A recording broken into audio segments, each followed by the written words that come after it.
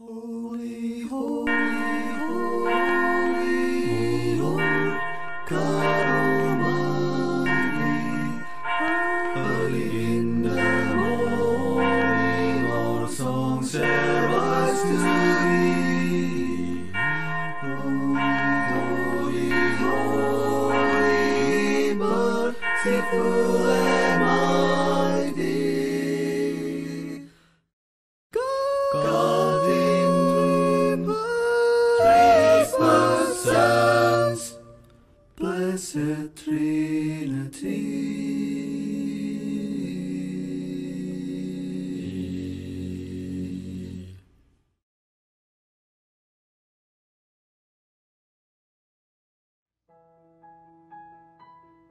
Shalom dan selamat Natal.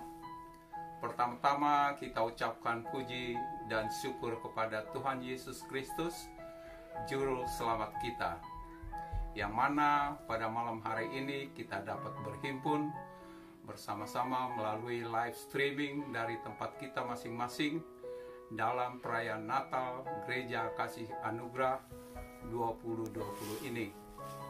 Sehubungan dengan perayaan Natal ini, saya sebagai Ketua Majelis mengucapkan terima kasih dan memberikan apresiasi yang setinggi-tingginya kepada Pastor Tony Thanos, Evangelis Dante Simbolon, para majelis, dan semua jemaat Gereja Kasih Anugerah yang turut berpartisipasi untuk memeriahkan perayaan Natal ini, sehingga perayaan Natal ini dapat terlaksana. Juga kepada semua umat Tuhan yang hadir dan mengikuti perayaan Natal Gereja Kasih Anugerah ini, kami majelis dan jemaat Gereja Kasih Anugerah mengucapkan terima kasih atas kehadirannya. Seperti yang kita ketahui bahwa Natal adalah hari raya umat Kristen untuk memperingati kelahiran Yesus Kristus di setiap tanggal 25 Desember. Yesus membawa damai dan sukacita dan kabar baik. Oleh karena itu, semoga kita semua merasakan kasih damai dan sukacita pada malam Natal ini. Akhir kata, kami atas nama Majelis dan Jemaat Gereja Kasih Anugerah mengucapkan Selamat Natal 19 Desember 2020 dan Tahun Baru 1 Januari 2021. Tuhan Yesus memberkati. Terima kasih.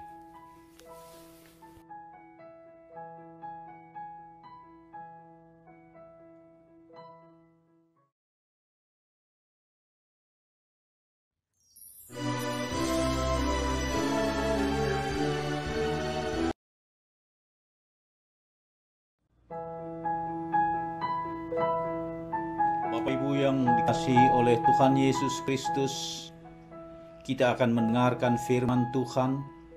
Sebelumnya mari kita berdoa. Ya Tuhan Allah Bapa kami yang bertakhta di kerajaan surga, Allah yang kami kenal di dalam Yesus Kristus Tuhan dan Juru Selamat kami yang hidup. Kami bersyukur, kami berterima kasih, Tuhan pelihara, Tuhan jaga kami hingga saat ini. Saat ini Tuhan Yesus, kami rindu untuk Tuhan sapa melalui firman-Mu. Buka mata hati dan pikiran kami. Pakai hati kami menjadi tanah yang subur, di mana firman Tuhan yang ditabur boleh bertumbuh, berakar dan berbuah, bahkan berbuah lebat. Nama Tuhan dipuji dalam Yesus Kristus. Amin. Salam Bapak Ibu yang dikasihi Tuhan. Selamat Natal. Pasti semua berbahagia dan bersuka cita. Kita akan bersama-sama dalam ibadah perayaan Natal ini dengan tema Immanuel. Firman Tuhan diambil dari Matius 1 ayat 23. Sesungguhnya anak darah itu akan mengandung dan melahirkan seorang anak laki-laki, dan mereka akan menamakan dia Immanuel, yang berarti Allah menyertai kita. Saudara, Dalam bulan Natal ini tentu kita banyak mendengar hal-hal yang berkaitan dengan Natal. Pohon Natal, lagu Natal, hiasan Natal, banyak kita jumpai di jalan maupun di pertokoan. Di masa pandemi COVID-19 ini, kita sudah mengalami dan merasakan sudah lebih dari 9 bulan dan masih beberapa bulan ke depan. Kita sama-sama merasakan betapa banyak hal yang berubah, termasuk ada kehilangan, penderitaan, duka cita, kehilangan teman, kehilangan saudara, kehilangan orang yang dikasihi. Demikian juga dengan pekerjaan. Pengangguran meningkat, ekonomi merosot. Begitu juga dengan cara kerja. Berbeda, bekerja di rumah, work from home. Dan yang utama lagi, cara beribadah pun berbeda. Secara online, dengan Zoom, Google Meet, live streaming, ya. Tapi tidak menghalangi kita untuk beribadah. Bahkan dengan PA online, ya, penelahan Alkitab yang setiap Jumat malam dilakukan oleh GKA.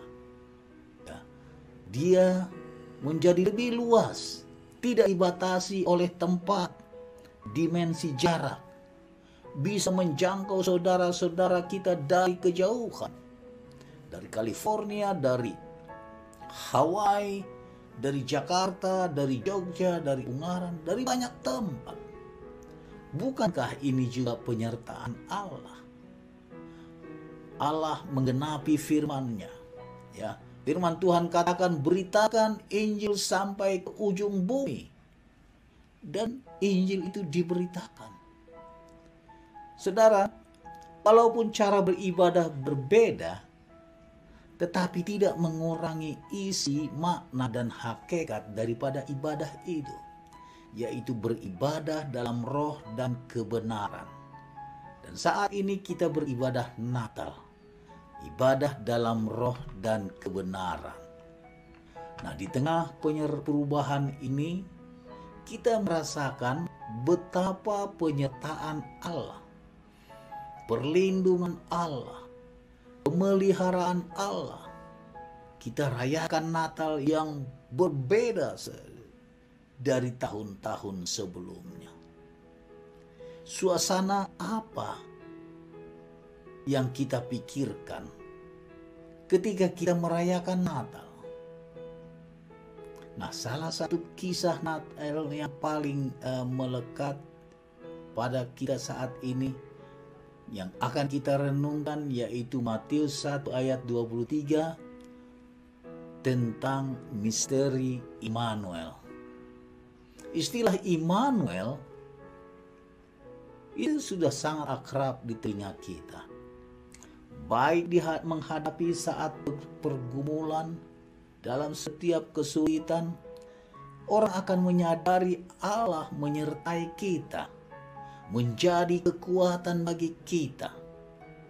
Kita mungkin juga mendengar ada yang berkata, jangan takut, Tuhan ada di pihak kita. Orang dapat mengatakan demikian karena dia yakin Allah beserta kita. Immanuel istilahnya sangat mempesona banyak orang. Kata Immanuel ini juga menjadi salah satu kata dari 7 julukan terbesar bagi Yesus yang diungkapkan oleh malaikat. Penasehat ajaib, Allah yang perkasa, Immanuel, Raja damai, Bapa yang kekal, Juru selamat, dan Dia adalah Tuhan. Kata Immanuel itu sendiri di dalam Alkitab terdapat 3 kali. Yesaya 7 ayat 14, Yesaya 8 ayat 8, dan Matius 1 ayat 23. Ini menyadarkan kita bahwa ada intervensi Allah atas umatnya. Allah sedang mengerjakan karya keselamatan yang agung. Ia atau Maria mengandung dari Roh Kudus sebelum mereka hidup sebagai suami istri. Kelahirannya bersifat supranatural. Immanuel ini harus diterapkan kepada bayi Yesus itu sendiri, karena di dalam kelahirannya terdapat kehadiran Allah, di mana Allah telah datang kepada umatnya di dalam diri seorang anak. Di Yesaya 7 ayat 14 dikatakan, sebab itu Tuhan sendirilah yang akan memberikan kepadamu suatu pertanda. Sesungguhnya seorang perempuan muda mengandung dan akan melahirkan seorang anak laki-laki, dan ia akan menamakan dia Immanuel. Nubuatan ini sudah dikatakan, ya, tertulis di dalam Perjanjian Lama ratusan tahun sebelumnya. Inilah penggenapan itu. Dalam Matius 1 ayat 23 katakan, sesungguhnya anak darah itu akan mengandung dan melahirkan seorang anak laki-laki, dan mereka akan menamakan dia Immanuel, yang berarti Allah menyertai kita. Saudara yang dikasihi Tuhan, Injil Matius ini menceritakan kepada kita bahwa inti Natal adalah tentang Allah yang hadir, yang berdiam bersama umatnya. Matius mengutip nubuatan Nabi Yesaya. Matius mengatakan penggenapan dari nubuat tersebut adalah Yesus, pribadi yang dilahirkan oleh kuasa Roh Kudus. Dialah Allah yang menyertai kita. Kebenaran itu begitu penting sehingga Matius memulai catatan dengan pernyataan itu dan menutup, ya, perkataan Yesus di akhir kitab Injil Matius. Dan ketahuilah aku menyertai kamu senantiasa sampai kepada akhir zaman. Matius 28 ayatnya yang ke-20b. Saudara yang dikasihi Tuhan, pada abad kelima, Santo Patrick menulis lirik himne demikian. Kristus ada besertaku, Kristus ada di depanku, Kristus ada di belakangku, Kristus ada di dalamku, Kristus ada di atasku, Kristus ada di bawahku, Kristus ada di kananku, Kristus ada di kiriku.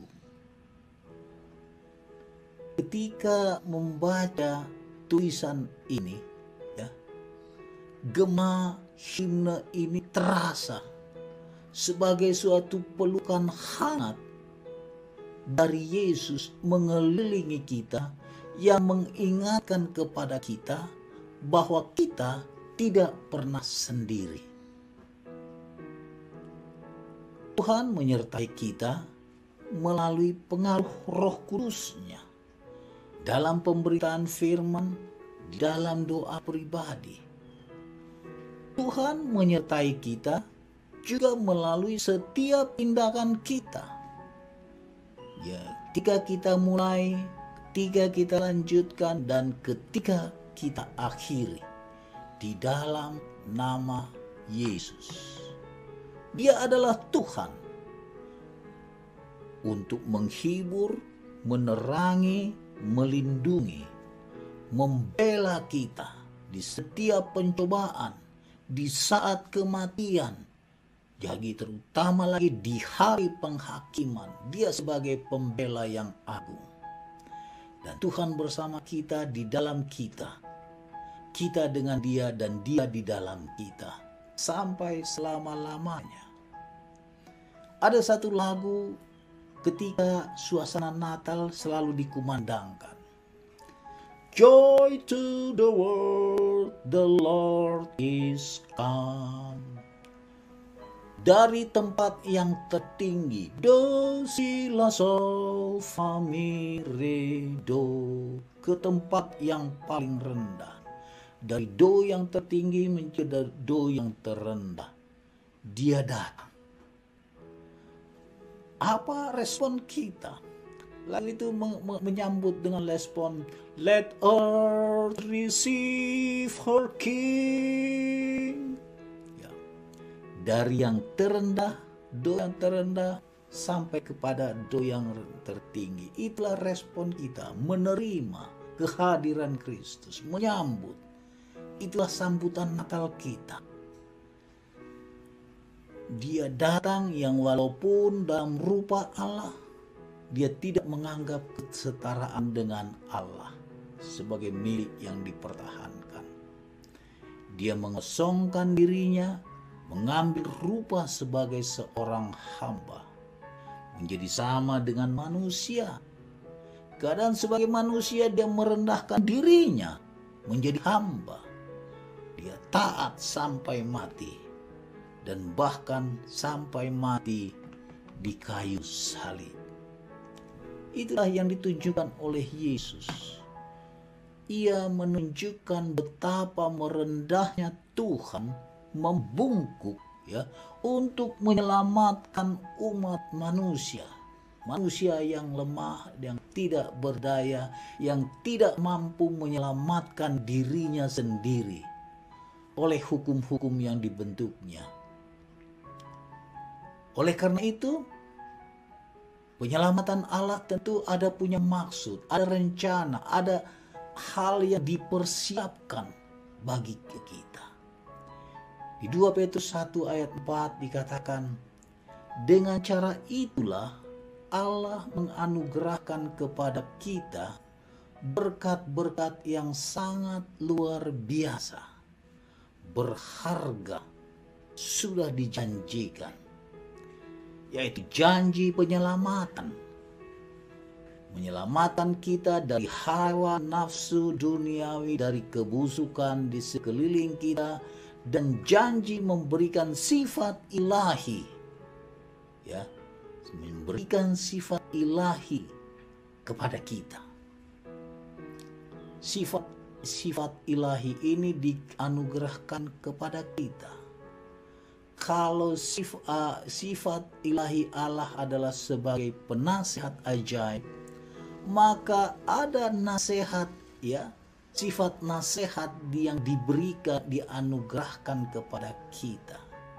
Kalau sifat ilahi itu sebagai raja damai, ada suasana ataupun dorongan untuk menjadi pembawa damai di dalam kehidupan kita.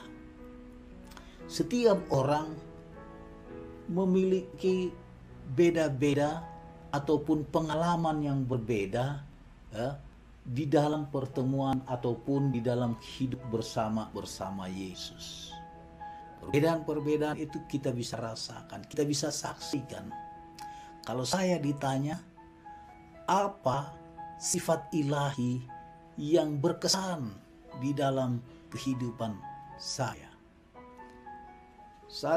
Satu kesan saya ketika Tuhan Yesus diperhadapkan dengan wanita yang berzina. Yesus katakan kepada kerumunan orang yang hendak melempari dia. Dia katakan, siapa yang tidak berdosa, hendaklah ia yang pertama melemparkan batu kepada wanita ini. Ditunggu beberapa saat, tidak ada satupun. Bahkan mulai dari orang tua mulai surut, undur satu persatu sampai hilang semuanya.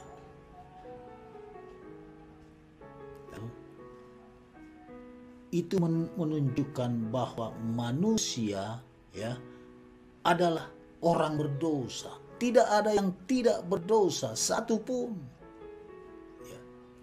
Tuhan Yesus katakan lagi kepada perempuan ini, aku pun tidak menghukum engkau, pergilah dan jangan berbuat lagi. Ya. Tuhan Yesus bukan hendak menghukum pada itu, tetapi hendak menyelamatkan. Diselamatkannya wanita itu. Dan dikatakan jangan berbuat dosa lagi. Bertobat. Bertobatlah. Itulah pesan nasihat bagi kita. Membawa kabar baik keselamatan itu kepada siapa saja, kepada setiap orang. Bertobatlah.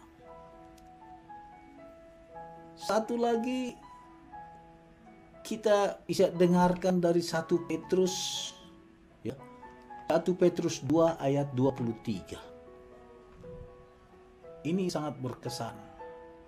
Ketika ia dicaci maki, ia tidak membalas dengan mencaci maki. Manusia mana yang dicaci yang tidak membalas kalau bukan Yesus? Tapi justru ini keteladanan ini yang melekat di dalam hidup kita untuk menekan, ya, keangkuhan kita, kesombongan kita. Kalau orang senggol, orang caci, orang maki, ya, kita diam. Kita diam, menyerahkan kepada Dia. Ya. Itulah sikap, sifat ilahi. Demikian juga kalau kita menjadi raja, kalau Yesus yang menyertai kita ini adalah raja damai, ya, tentu kita juga membawa atmosfer kedamaian kemanapun kita berada, dimanapun kita berada. Kita sebagai orang percaya, pembawa damai melalui perkataan kita, ya, perkataan yang memberkati, yang selalu berorientasi membangun perdamaian. Cepat mendengar, lambat berkata. Dipikir dulu, baru diomongkan. Itulah ciri daripada orang yang berhikmat, ya, yang memiliki sifat ilahi bijaksana. Bukan hanya cuma perkataan, tetapi pikiran kita, ya, bagaimana agar ada tercipta dalam kerumunan ini atau kumpulan ini, persekutuan ini, ada perdamaian.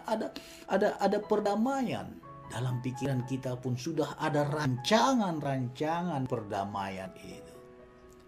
Demikian juga di dalam perbuatan kita, ya, perbuatan yang selalu mempersatukan, ya, tidak tanduk kita, tidak tanduk yang menunduk, ya. Itulah sikap kita. Jika Yesus Kristus menjadi Tuhan bersama kita, mari kita datang kepada Tuhan tanpa ada keraguan, mempercayakan hidup kita. Siapapun kita ya, tidak perlu lagi menghadap Tuhan melalui, ya, imam orang lain, tetapi Tuhan sendiri yang sudah datang kepada kita, dan kita boleh langsung, ya, berbicara, memohon, berdoa, berinteraksi, menyertai kita dalam kehidupan ini. Saudara yang dikasihi Tuhan, kita dalam Natal ini memperingati hari ulang tahun. Ulang tahun kelahiran. Biasanya kalau ada ulang tahun, yang berulang tahun itu menginginkan ada satu kado, ya, hadiah yang bisa menyenangkan orang yang berulang tahun. Nah, hadiah apa yang akan kita berikan kepada Yesus? Coba mari kita pikirkan. Kita kenalkan. Hadiah yang dapat menyenangkan hati Yesus. Kalau emas, atau perak, permata, semua sudah ada bagi Tuhan. Yang Tuhan inginkan, Tuhan mau beri hidup kita sebagai hadiah yang terindah. Itulah hadiah kado terbesar bagi Tuhan Yesus. Kado yang terbaik. Karena Tuhan katakan, akulah jalan, akulah kebenaran, akulah hidup. Anugerah hidup kekal di dalam aku. Aku anugerahkan kepadamu. Percayalah, mempercayakan kepadaku. Nah, itulah yang menjadi bagian dari kehidupan kita. Mempercayakan dan mengandalkan Yesus dalam setiap kehidupan kita. Bagaimana dengan masa depan kita? Ya, hari-hari kita ke depan ini.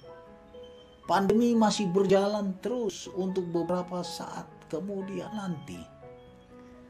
Ada begitu banyak tantangan. Tapi percayalah, ada berkat yang sudah Tuhan sediakan. Penyertaan Tuhan ya dalam setiap situasi, kondisi. Senantiasa disertai Tuhan. Roh Kudus bahkan dia berjanji bukan hanya sampai besok. Tapi dia katakan di dalam Matius 28:20 itu, senantiasa aksen dan ketahuilah aku menyertai kamu senantiasa sampai kepada akhir zaman. Sampai akhir zaman, kapanpun penyertaan Tuhan. Inilah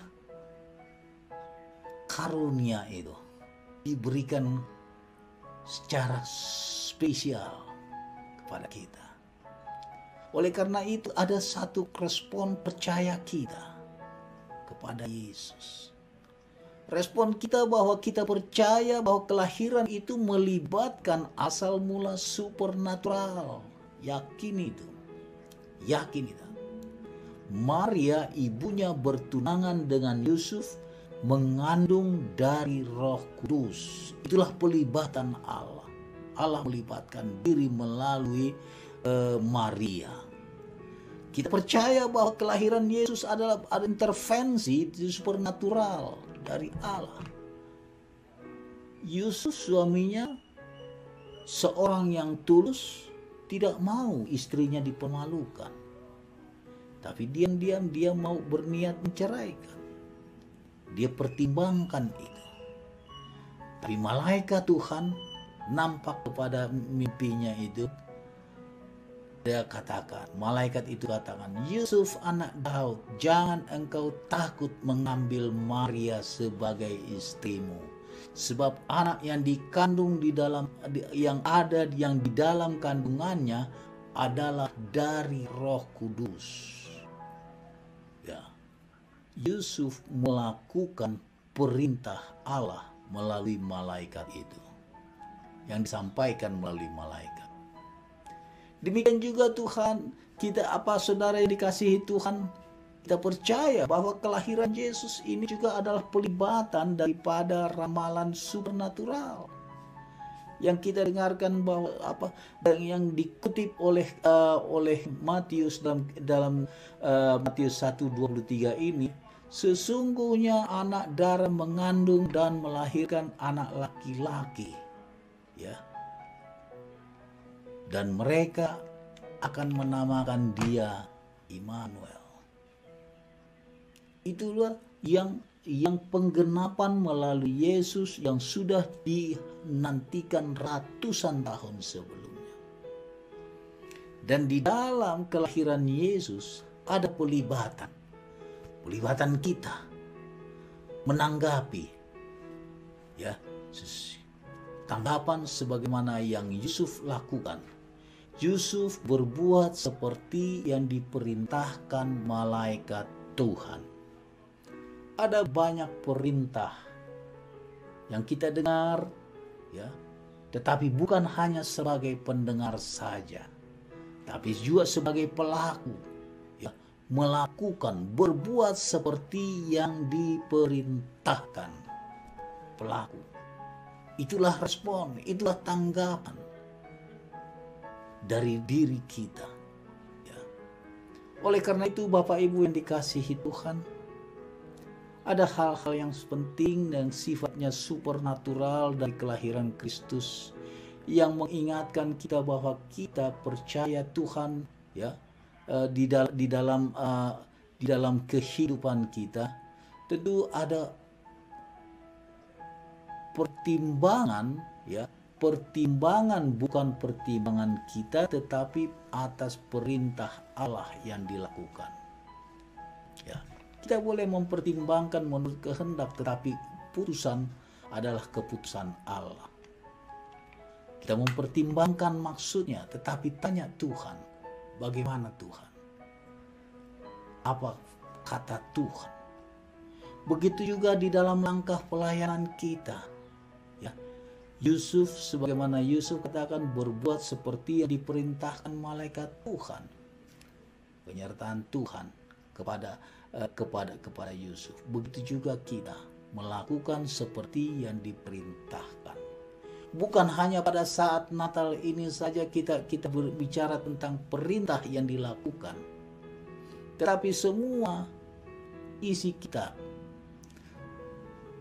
yang kita dengar di dalam khotbah mingguan kita, di dalam PA online kita, itu menjadi bagian yang untuk kita lakukan darupa pelayanan kita. Begitu juga melalui firman ini kita mendengarkan ada satu pesan bagi kita, bahwa Yesus datang ke dunia menyelamatkan umatnya dari dosa-dosa. Matius 21 ayat 21. Penyelamatan Yesus ini adalah yang terbesar yang kita rasakan, yang dianugerahkan. Kalau hanya oleh karena kekuatan diri kita tidak mampu. Bahkan kalau hanya ditimbang-timbang itu ya, lebih banyak, jauh lebih banyak dosa kita. Bahkan kalau tuntutan Allah, hendaklah engkau sempurna, ya, karena Allah adalah sempurna. Jauh sekali. Tapi semua itu Tuhan angkat, Tuhan pulihkan, bahkan Tuhan anugerahkan untuk pekerjaan kita, pelayanan kita, sifat-sifat ilahinya, penyertaan Allah dalam kehidupan kita. Itu yang luar biasa. Kita tidak pernah takut menghadapi perjalanan situasi sesulitan apapun. Menyerahkan hidup kita di dalam penyertaan Allah. Selamat Natal saudaraku, Immanuel. Amin. Kita berdoa. Ya Tuhan Allah Bapa kami di dalam surga, terima kasih Tuhan Yesus yang sudah hadir dalam hidup kami. Penyertaan Allah di setiap langkah hidup kami. Dimanapun kami berada, Tuhan ada, Tuhan hadir. Bahkan juga anugerah sifat ilahi yang Tuhan berikan perlengkapi kami. Sehingga kami juga Tuhan menjadi alat Tuhan, pembawa berita kabar sukacita. Ya, pelayanan dalam pelayanan kami. Terima kasih Tuhan Yesus. Ada pesan yang boleh kami dapatkan bahwa betapa penyelamatan Yesus menganugerahkan kehidupan kekal. Oh luar biasa Tuhan. Terima kasih Bapa di dalam surga. Terima kasih Tuhan Yesus. Immanuel. Amin.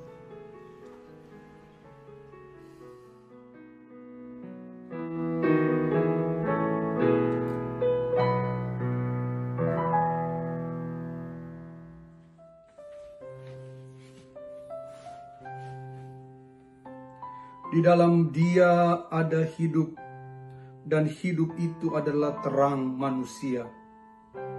Terang itu bercahaya di dalam kegelapan.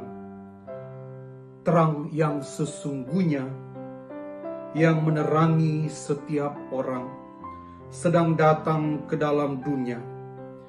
Ia telah ada di dalam dunia, tetapi dunia tidak mengenalnya. Yohanes 1 ayat 4, ayat 5, ayat 9 dan 10. Ibu Bapa dan saudara-saudara yang Tuhan kasihi, merayakan Natal di era pandemi kita harus menyalakan lilin masing-masing di rumah. Tapi satu lilin sudah cukup untuk menerangi dunia ini. Dan kalau setiap satu lilin kita bergabung dengan lilin yang lain, akan menjadi terang semakin bercahaya di dalam kegelapan. Mari kita nyalakan lilin kita pada perayaan hari Natal ini.